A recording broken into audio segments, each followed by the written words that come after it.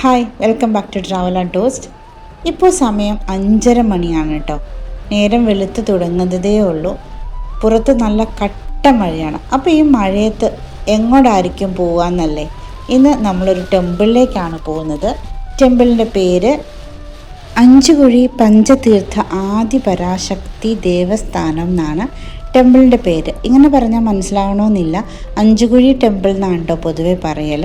കോട്ടയം ജില്ലയിൽ എരുമേലിക്ക് സമീപമുള്ള പ്രകൃതിയും ഭക്തിയും ഒന്നാകുന്ന ഒരു പുണ്യഭൂമിയിലേക്കാണ് ഇന്ന് നമ്മൾ യാത്ര പോകുന്നത്. ഇൻസ്റ്റഗ്രാമിലൊക്കെ ഒരു റീല് കണ്ടിട്ടുണ്ടാവും, ഒരു വാട്ടർഫോൾ ഒഴുകി വരുന്നിടത്ത് തന്നെയുള്ള മനോഹരമായ ഒരു ടെമ്പിൾ. അങ്ങോട്ടാണ് കേട്ടോ ഇന്നത്തെ യാത്ര. അപ്പോൾ മഴ ഭയങ്കര ശക്തി ആർജിച്ചിട്ടുണ്ട്. മൂവാറ്റുപുഴയുടെ അതിരുകൾ കിടന്ന് നമ്മൾ പാലെത്തിയിട്ടുണ്ട്. വഴിയോരത്ത് തട്ടുകടകളിൽ ചിലതൊക്കെ തുറന്നു തുടങ്ങിയിട്ടുണ്ട്. അവിടെ നിന്ന് നല്ല ചൂട് ചായയുടെ ആവി ഉയരുന്നതൊക്കെ കാണാം. ഈ തണുപ്പിൽ അവിടെ ഒന്ന് വണ്ടി നിർത്തി ഒരു ചായ കുടിച്ചാലോ എന്നൊരാലോചന ഉണ്ടായിരുന്നു. പക്ഷേ മഴയത്ത് പുറത്തിറങ്ങണ്ടേ എന്ന് ആലോചിച്ചപ്പോൾ ചായ വേണ്ടാന്ന് വെച്ചു.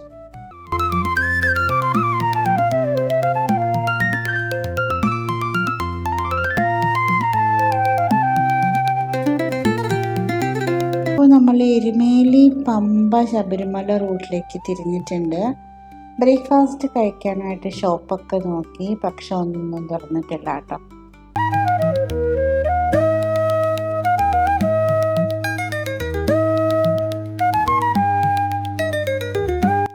അങ്ങനെ നമ്മൾ എരുമേലി ചേനപ്പാടി റൂട്ടിലേക്ക് ലെഫ്റ്റ് തിരിയാണ്.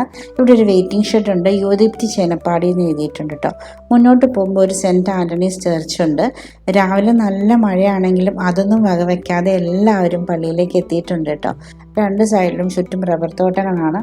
ഈ മഴക്കാലത്ത് അഞ്ചുകുഴിയിലെ പ്രധാനപ്പെട്ട അട്രാക്ഷൻ എന്ന് പറയുന്നത് വാട്ടർഫോൾ ആണ്. അപ്പം നല്ല മഴക്കാലത്ത് വന്നാൽ മാത്രമാണ് കേട്ടോ നമുക്ക് നല്ല ഭംഗിക്ക് ഈ വാട്ടർഫോൾ കാണാൻ പറ്റുള്ളൂ.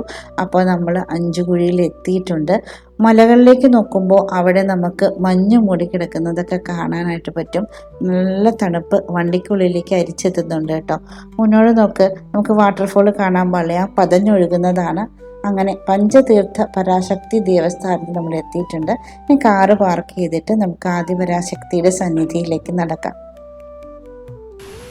കാടിൻ്റെ മടിത്തട്ടിൽ പാറക്കെട്ടുകൾക്ക് മുകളിലൂടെ ഒഴുകി മാറുന്ന ഒരു നദിയുടെ തീരത്താണ് ഈ ക്ഷേത്രം. ഈ ക്ഷേത്രത്തിൻ്റെ ചരിത്രവും ഐതിഹ്യവും തന്നെ അതിവിശേഷമാണ്.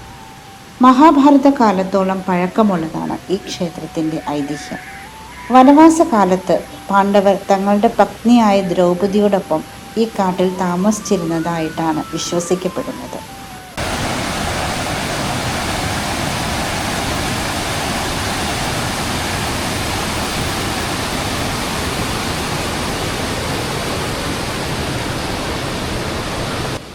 മഴക്കാലമായതുകൊണ്ട് നിറയെ കാട് മൂടിക്കിടക്കാണ്. ഒരാൾക്ക് നടന്നു പോകാനുള്ള വഴി മാത്രമേ ഉള്ളൂ. അധികം ഭക്തരൊന്നും വരാത്ത ഒരമ്പലമാണ് കേട്ടോ. ചുരുക്കം ഇവിടെയുള്ള ആളുകളും പിന്നെ നമ്മളെപ്പോലെ ഇത് കണ്ടും കേട്ടും അറിഞ്ഞു വരുന്ന ആളുകളും മാത്രമാണ് ഇവിടേക്ക് എത്തുന്നത്. ഉത്സവ ദിവസങ്ങളിലൊക്കെ നിറയെ ഭക്തരുണ്ടാവാറുണ്ട്. മഹാഭാരത കാലത്ത് പഞ്ചപാണ്ഡവർക്ക് പൂജ ചെയ്യാനും ദാഹം ശമിപ്പിക്കാനുമായി പഞ്ചപരാശക്തിമാർ ഇവിടെ ദർശനം നൽകിയെന്ന് വിശ്വസിക്കപ്പെടുന്നു. ക്ഷേത്രത്തിന് തൊട്ടടുത്തുള്ള പാറക്കെട്ടിൽ പ്രകൃതിദത്തമായ 5 വലിയ കുഴികൾ കാണാം. ഇപ്പോൾ ശക്തമായ വെള്ളമൊഴുക്കുള്ളത് കൊണ്ടാണ് കേട്ടോ അത് കാണാൻ പറ്റാത്തത്. മഴ ഇല്ലാത്ത അല്ലെങ്കിൽ വെള്ളം കുറവുള്ള സമയത്ത് വന്നാൽ നമുക്ക് 5 കുഴികളും വ്യക്തമായിട്ട് കാണാം. ഭീമൻ തൻ്റെ ഗദ കൊണ്ടടിച്ചാണ് ഈ കുഴികൾ നിർമ്മിച്ചതെന്നും പാണ്ഡവർ 5 പേരും തങ്ങളുടെ നിത്യ ഉപയോഗത്തിനായി ഈ കുഴികളിലെ വെള്ളമാണ് ഉപയോഗിച്ചിരുന്നതെന്നും പറയപ്പെടുന്നു. പഞ്ചതീർത്ഥങ്ങൾ അടങ്ങിയ ഈ 5 കുഴികളിൽ നിന്നാണ് ഈ പ്രദേശത്തിന് അഞ്ചുകുഴി എന്ന പേര് ലഭിച്ചതത്രേ. കാലം ഒരുപാട് കടന്നുപോയപ്പോൾ ഈ സ്ഥലം കാട് മൂടിപ്പോയി. പിൽക്കാലത്ത് പ്രശസ്ത യോഗിയായ പ്രഭാകര സിദ്ധയോഗിയുടെ സാന്നിധ്യത്താലും ജ്യോതിഷപരമായ കണ്ടെത്തലുകളിലൂടെയുമാണ് വീണ്ടും ലോകമറിയുന്നത്. അപ്പോൾ അമ്പലത്തിൻ്റെ ഉള്ളിൽ ക്യാമറ അലൗഡ് അല്ല. പൂജാരി വന്ന് പൂജാകർമ്മങ്ങളെല്ലാം സ്റ്റാർട്ട് ചെയ്യുന്നതേ ഉള്ളൂ. അപ്പോഴേക്ക് നമുക്ക് പഞ്ചവനം കണ്ടിട്ട് വരാം. അമ്പലത്തിൻ്റെ ബാക്കിലൂടെ ഇങ്ങനെ നടന്നു പോയി കഴിഞ്ഞാൽ പഞ്ചവനത്തിലേക്ക് എത്താം കേട്ടോ.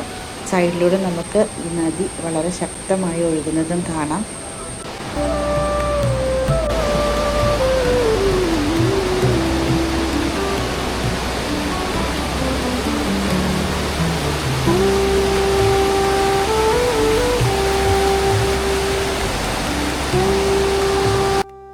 കനത്ത മഴയിൽ വെള്ളച്ചാട്ടം പൂർണ്ണ ശക്തിയോടുകൂടി താഴേക്ക് പതിക്കുകയാണ്.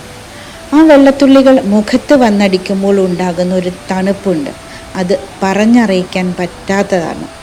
പ്രകൃതി തന്നെയാണ് ഇവിടുത്തെ ഏറ്റവും വലിയ പൂജാരിയും. പ്രകൃതിയുടെ മടിത്തട്ടിൽ ആദിപരാശക്തിയുടെ ചൈതന്യത്തിന് മുന്നിൽ നിൽക്കുമ്പോൾ മനസ്സിന് അനുഭവപ്പെടുന്ന ഒരു ശാന്തതയുണ്ട്. വഴിപാടുകൾ കഴിച്ചും അവിടുത്തെ തീർത്ഥം തൊട്ടു തലോടിയും ഭക്തർ പ്രാർത്ഥനയിലാണ്. പ്രകൃതി അതിൻ്റെ എല്ലാ ഭംഗിയോടും കൂടി നമുക്ക് മുന്നിൽ ഒരുങ്ങി നിൽക്കുകയാണ്.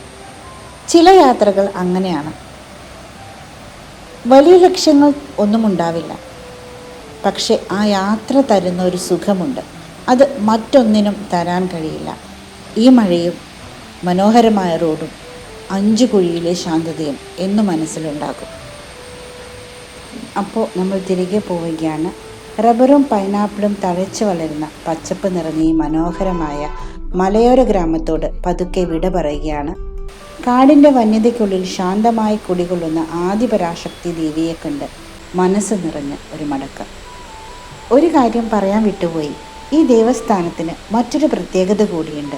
വെള്ളിയാഴ്ച ദിവസങ്ങളിൽ തങ്ങളുടെ സങ്കടങ്ങൾക്കും സംശയങ്ങൾക്കും ജ്യോതിഷപരമായ വഴി തേടി ഒട്ടനവധി ഭക്തരാണ് ഇവിടെ എത്തുന്നത്.